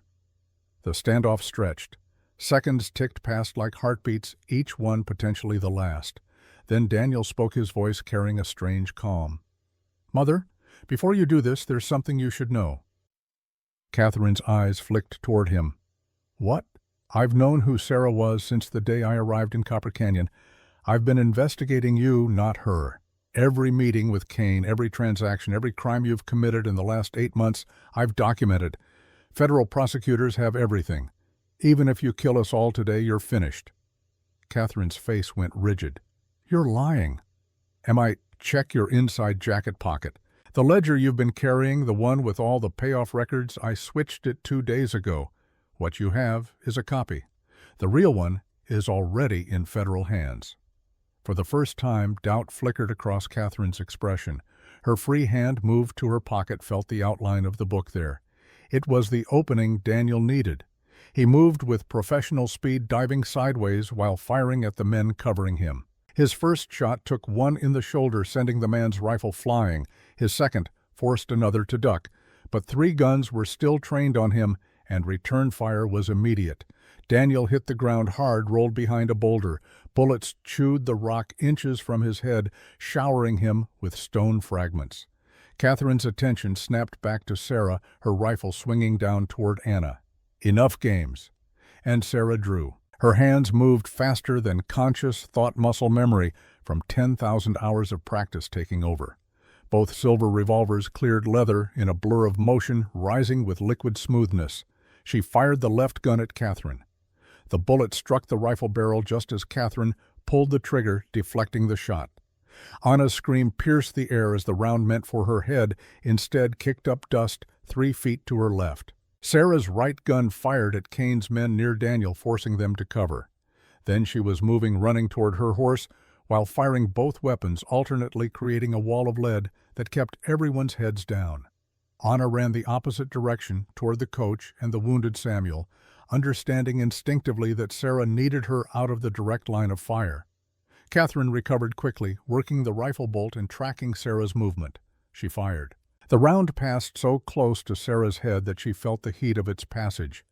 But Sarah reached her horse, vaulting into the saddle with acrobatic grace. The animal, trained for exhibition work years ago, responded instantly to her commands, despite the chaos. "You want a performance?" Sarah shouted up at Catherine. "I'll give you one you'll remember." She spurred the horse into motion, circling the clearing at a full gallop. Catherine fired again, missed. The angle was wrong now, Sarah's movement too erratic. Kane's men were trying to acquire targets, but Sarah rode between them and Catherine, using their own crossfire concerns against them. And as she rode, Sarah drew a bead on the first bottle. The shot was impossible. Riding at full gallop over rough ground, the target 60 yards distant and small visibility complicated by dust and setting sun. She fired. The bottle exploded. Catherine's face twisted with frustrated rage. Again! 5 more. Sarah rode on her body, moving with the horse's rhythm, absorbing its motion, becoming part of its movement, the way she'd done in shows a lifetime ago. Second bottle. 70 yards. Cross angle. She fired. Glass shattered. Daniel was fighting from his boulder, keeping 3 men pinned but unable to move. Every time he tried to shift position, gunfire drove him back. Marcus had dragged himself toward a rifle dropped by one of the fallen men, his face gray with blood loss, but determination burning in his eyes. Anna crouched beside Samuel, pressing her hands against his wound, trying to stop the bleeding. The old man's eyes were closed, his breathing barely perceptible. Third bottle. 50 yards, but moving target placed on a rock that swayed in the wind. Sarah fired while the horse leaped over a fallen log. The bottle disintegrated. Catherine screamed in frustration, firing her rifle repeatedly. Now the shots wild, panicked. Each miss seemed to fuel her rage, her 12 years of planning unraveling as Sarah proved the legend real. Fourth bottle, 80 yards, partial concealment behind a boulder. Sarah's shot was perfect, threading between obstacles to find glass. The bottle burst. "Stop her!" Catherine shrieked at her men. "Kill the horse! Kill something!" But the men were pinned by Daniel's covering fire, by their own fear of hitting each other, by the supernatural display of marksmanship that seemed impossible, yet was happening before their eyes. Fifth bottle, 90 yards, setting sun directly behind it, creating blinding glare. Sarah rode straight toward the sun, her eyes slitted against the brilliance, trusting instinct more than sight. She fired. For a heartbeat, nothing. Had she missed, then the bottle shattered the sound, delayed by distance. One bottle remained. Sarah circled back toward where Catherine stood on the ridge, her horse's hooves thundering against stone and earth. The rifle in Catherine's hands was tracking her movement now with deadly intent. "You think this proves anything?" Catherine shouted. "You think I care about your skill? You're still a murderer. You're still the woman who destroyed my family." Sarah pulled the horse to a sliding stop directly below the ridge, close enough to see Catherine's face clearly, close enough to see the pain beneath the rage. "You're right," Sarah called up. "I killed your husband. I destroyed your family. I ran instead of facing the consequences. And I'm sorry. Truly deeply sorry. But Catherine, this has to end. If you kill me, if you kill Anna, if you burn down everything I've built, it won't bring Richard back. It won't undo the past. It will just add more ghosts to both our collections." Catherine's hands trembled on the rifle. "I don't want your apology. I want you to hurt the way I've hurt. I do hurt. Every day. Every time I close my eyes. Every time I see Daniel's face and remember that I made him fatherless." Sarah's voice broke. "But hurting me more won't heal you. It will just prove that Richard's death created 2 victims instead of 1. "I'm not a victim," Catherine's shout echoed through the canyon. "I'm a survivor. I'm a builder. I'm someone who took her grief and turned it into power." "You're someone who let revenge consume everything good that was left," Sarah countered gently. "And you raised a son who had the courage to choose a different path. Daniel became everything Richard never was: honest, just, brave. Don't you see he's the redemption of your family's name? And you're about to destroy that by killing him." Catherine's face crumpled. For a moment the rifle wavered. Then Marcus, who'd crawled unnoticed to a position behind Sarah, raised the weapon he'd retrieved and fired. The bullet took Sarah in the side, spinning her from the saddle. She hit the ground hard, pain exploding through her ribs. Blood spread across her shirt, warm and fast. Anna screamed. Daniel roared in fury, rising from cover to fire at Marcus. The shot took Marcus in the chest directly through the heart. He died instantly, whatever final words he'd planned dying with him. Catherine's rifle came up, aimed at Sarah, lying wounded on the ground. "Now," Catherine said, her voice dead empty, "now we're even." Her finger tightened on the trigger. And Ana Martinez, 16 years old, stepped into the line of fire. She stood between Catherine and Sarah. Her young face set with determination, Marcus's Colt gripped in both hands and pointed up at the woman on the ridge. "No," Ana said simply. Catherine stared at her. "Move, child, this isn't your fight." "She's my family. You hurt her. You go through me. I'll kill you both." Ana's hands were steady. Steadier than they should be, than anyone her age should be capable of. "Maybe, but I'll get at least 1 shot off before you kill me. And Sarah taught me to make shots count." Sarah, struggling to her feet despite the wound in her side, reached out toward Anna. "Don't. Please." But Anna didn't move, didn't lower the weapon. The moment stretched impossibly long. Catherine looked at this child standing defiant at Sarah, wounded, but fighting to rise at her own son, aiming his weapon at her from across the clearing. And something broke inside her. The rifle lowered slowly, inch by agonizing inch, until it pointed at the ground. "I'm so tired," Catherine whispered. "So tired of carrying this." Daniel approached carefully, his weapon still ready, but his voice gentle. "Then put it down, Mother, please. Let it end." Catherine looked at him, really looked at him for the first time in years, saw the man he'd become despite her influence, not because of it. "You're so much better than both of us," she said, her voice breaking. "Better than Richard, better than me, better than the legacy we gave you." "I know," Daniel said softly, "and I'm asking you as your son to stop. Come down from there. Face justice, but stop the killing." For a long moment, Catherine stood frozen. Then slowly she set the rifle down on the rocks and raised her hands. "I'm done," she said. Daniel climbed up to her, placed handcuffs on her wrists with careful gentleness. "Thank you." Catherine looked past him to where Sarah sat, bleeding Anna, kneeling beside her, pressing cloth against the wound. "I wanted you to suffer," Catherine said. "But watching you with that girl, seeing what you've built despite what you were, maybe that's its own kind of punishment. Living with the weight of who you used to be." Sarah met her eyes. "It is, every day. But it's also a chance to be better. You could have taken that chance, Catherine. Instead of revenge, you could have chosen to build something good from the ashes, the way Daniel did." Catherine's smile was sad, broken. "Maybe in another life." Daniel led her down from the ridge. His deputies had arrived, drawn by the gunfire, and they took charge of Kane and the surviving men. Sarah let Anna help her to the coach, where Samuel still clung to life. The old man's eyes opened as Sarah approached. "Did we win?" he asked, his voice barely above a whisper. "We survived," Sarah replied. "That's close enough." A doctor arrived from the nearby town, summoned by one of Daniel's men. He worked on both Sarah and Samuel while the sun finished setting, painting the canyon in shades of blood and gold. Sarah's wound was serious, but not fatal. The bullet had passed through, cleanly missing vital organs by inches. Marcus's final shot, like everything else about him, had failed to do what he intended. Samuel's condition was worse. The bullet had collapsed a lung. But the old man was tough, frontier-hardened. The doctor thought he'd survive if infection didn't set in. As night fell completely, Daniel approached Sarah where she sat wrapped in blankets, Anna beside her. "How are you feeling?" he asked. "Like I've been shot," Sarah replied with a wan smile. "Fair assessment." He sat down, weariness evident in every line of his body.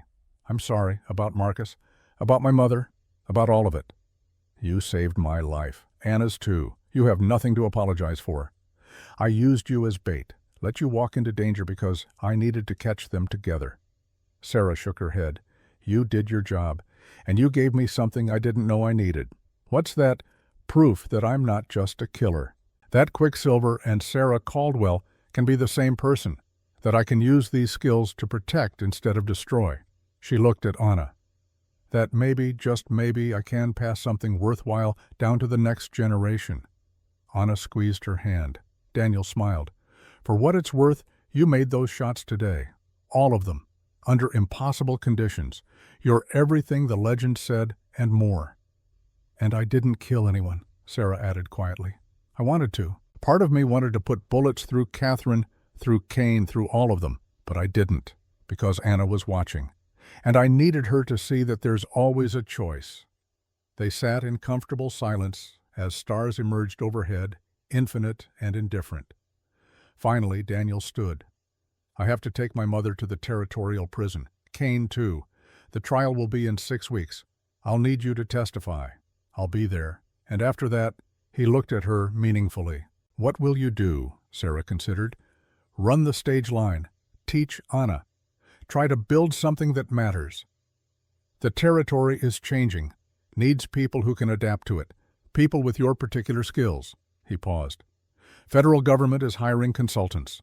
People who know the frontier, who can navigate between law and lawlessness." "Are you offering me a job, Marshal Reeves?" "I'm offering a partnership, if you're interested." Sarah looked at Anna, saw the girl's small nod of approval. "Let me think about it," Sarah said. "I've spent 12 years running from who I was. Maybe it's time to figure out who I can become." Daniel tipped his hat and walked away into the darkness. Anna leaned against Sarah's shoulder, careful of her wound. "Are you going to take it?" "The partnership. I don't know yet, but I'm not going to hide anymore. Whatever I do, wherever I go, it will be as myself, all of myself." "Good," Anna said, "because I like you better when you're not pretending." They sat together under the stars, teacher and student survivor, and innocent, bound by violence but choosing something gentler. The desert night was cold, but they had each other, and that was enough. 6 months later, Copper Canyon Station gleamed in the morning sun. Fresh paint covered the buildings. New horses filled the corrals. The stagecoach, repaired and reinforced, sat ready for the day's journey. The Caldwell stage line had not only survived, but thrived. Federal contracts earned through Sarah's testimony against Kane's organization provided steady income. The reputation for safety and reliability built through winter and spring brought in private clients. But Sarah had made changes. A training facility occupied the back 40 acres now, where young women from across the territory came to learn shooting, self-defense, practical skills for frontier survival. Anna ran the day-to-day operations, her natural teaching ability and fierce determination making her perfect for the role. Sarah herself had taken on selective consulting work for the Territorial Marshal's Office. Nothing permanent, nothing that required becoming someone else, just using her skills when needed on her own terms. She stood now at Marcus's grave, one of 2 visits she made weekly. The headstone read simply, "Marcus Caldwell, 1846 to 1886, husband and stranger." She'd added the last word herself, because that's what he'd become in the end, someone she'd never really known. "I forgive you," she said quietly to the stone, "not because you deserve it, but because I need to let go. Carrying anger is like carrying a stone. Eventually it just makes you tired." She placed a wildflower against the marker and turned away. The second grave was newer. Samuel Wright, who'd survived his injuries only to succumb to pneumonia during a harsh February. He'd died peacefully, surrounded by friends, having seen the business he'd protected flourish beyond anyone's expectations. Sarah missed him every day. She placed flowers on his grave too, then walked back toward the station, where Anna was preparing the morning's training session. A dozen young women waited, aged 16 to 25, from ranches and towns across the territory. They came for different reasons, some to protect themselves, some to prove themselves, some simply because they'd heard of the legendary Quicksilver and wanted to learn from her. Sarah taught them all the same lessons. Skill was meaningless without judgment. Speed was useless without control. And the best gunfight was the one you avoided entirely. Anna had become her assistant instructor, demonstrating techniques with the silver-plated revolvers Sarah had gifted to her on her 17th birthday. "Remember," Anna was telling the assembled students, "you're not learning to kill, you're learning to survive. There's a difference." Sarah smiled, hearing her own words reflected back. As the morning session began, a familiar figure rode up the road. Daniel Reeves, federal marshal, returning from another case. He'd been gone 3 weeks this time, tracking gun runners along the Mexican border. He looked tired, but pleased as he dismounted. "Successful trip?" Sarah asked, approaching to greet him. "3 arrests, no casualties. I'm calling it a win." He stretched, working out the kinks of long riding. "How are things here?" "Quiet. Profitable. Exactly as boring as I always claimed to want." He laughed at that. Over the past 6 months, their professional partnership had developed into something approaching friendship. Maybe more than friendship, though neither had pushed to define it. Catherine's trial had ended with a life sentence. She'd accepted the verdict with quiet dignity, spending her last words in court, apologizing to Daniel and asking him to make better choices than she had. Kane was serving 20 years, his empire dismantled, his connections exposed. The territory was slowly transforming from lawless frontier to civilized society. "I have a proposition," Daniel said as they walked toward the station office.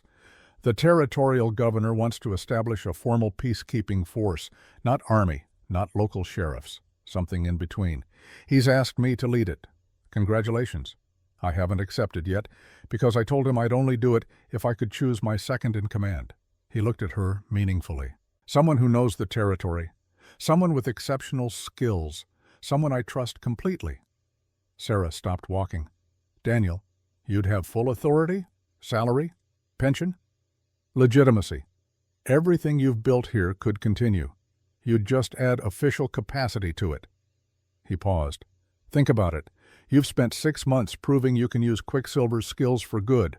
This would make it permanent." Sarah looked back at the training facility where Anna was patiently correcting a student's stance, looked at the stage line office where the business she and Marcus had built despite his betrayal continued to thrive, looked at her own hands scarred and capable no longer shaking. "I'll think about it," she said. "But Daniel, I need you to understand something. I'm not Quicksilver anymore. I'm not the performer, the legend, the myth. I'm just Sarah. And Sarah comes with limits, with lines I won't cross." "I know," he replied. "That's exactly why I want you." They stood in comfortable silence, watching the morning sun climb higher. Finally, Sarah smiled. "Ask me again in a month, after the spring training session ends. If I still feel like taking on more responsibility, we'll talk terms." "Fair enough." As Daniel headed to the bunkhouse to rest, Anna approached, wiping sweat from her forehead. "Was that about the governor's peacekeeping force?" she asked. Sarah looked at her in surprise. "How did you know about that? Daniel mentioned it last time he was here, asked what I thought." Anna grinned. "I told him you'd probably say yes eventually, once you stopped being scared of success." "I'm not scared of success." "You're terrified of it. Because success means admitting you're good at this, that you're not just surviving, you're thriving. And that means accepting all of yourself, including the parts you spent 12 years trying to bury." "Smart girl. Too smart." Sarah pulled Anna into a careful hug, mindful of old injuries. "When did you get so wise? I had a good teacher." They stood together, teacher and student, mother and daughter, in all but name built, not from blood, but from choice and circumstance, and the determination to survive what the world threw at them. "Come on," Sarah said, releasing her. "You have students waiting." "We have students waiting," Anna corrected. "You're teaching the advanced marksmanship session this afternoon." They walked back to the training grounds together, their shadows long in the morning light. And Sarah Caldwell, once known as Quicksilver Ellie, once a killer, once a widow, once a woman hiding from her past, stepped into her future with eyes open and hands steady. She was all of it, legend and survivor, teacher and student, sinner and saint. She was human, flawed and trying, and that finally was enough. 3 months later, in a city 500 miles away, a man sat in a dimly lit saloon reading a newspaper. The headline caught his attention: "Legendary Quicksilver Partners with Territorial Marshal, New Peacekeeping Force Established." Below was a photograph. Sarah Caldwell and Daniel Reeves standing beside a newly painted building bearing the seal of the territorial government. The man studied Sarah's face for a long time. Then he smiled, folded the newspaper carefully, and stood. He was tall, lean, dressed in expensive clothes that marked him as someone of means. A gun belt circled his waist. The holster custom made the weapon inside a matched pair to Sarah's silver revolvers. Because 12 years ago, before she became Quicksilver, before the fame and the performance and the legend, Eleanor Bradford had a partner. Someone who'd taught her everything she knew. Someone who'd loved her before she became famous. Someone who'd watched her leave without a word, choosing glory over loyalty. His name was James Cordell, and he'd been patient. But patience, like everything else, had limits. He walked out of the saloon into the afternoon sun, mounted his horse, and turned toward the Arizona Territory, toward Copper Canyon, toward Sarah. "Hello, old friend," he said to the wind. "Time we settled accounts." Behind him, the saloon door swung closed.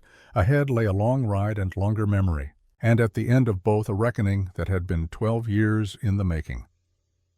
The legend of Quicksilver wasn't finished. It was just beginning again. But in Sarah's office at Copper Canyon Station, a letter arrived that evening. No return address, just 4 words written in handwriting she hadn't seen in over a decade. "I'm coming home, Eleanor."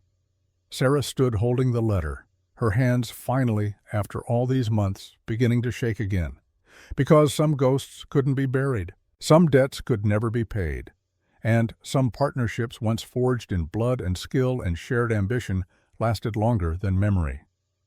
Anna found her there an hour later, still standing, still holding the letter. "What's wrong?" the girl asked. Sarah looked at her, this child she'd saved, who'd saved her in return. Nothing, she lied, then corrected herself. Everything. Someone from my past is coming. Someone I thought I'd never see again. Friend or enemy, Sarah considered. I don't know anymore. Maybe both.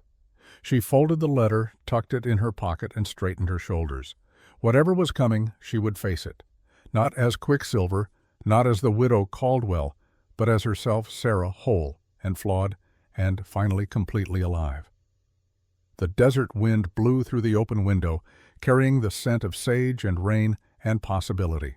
Tomorrow would bring what it brought. Tonight she had a business to run, a student to train, and a life worth living. The ghosts could wait, they always did.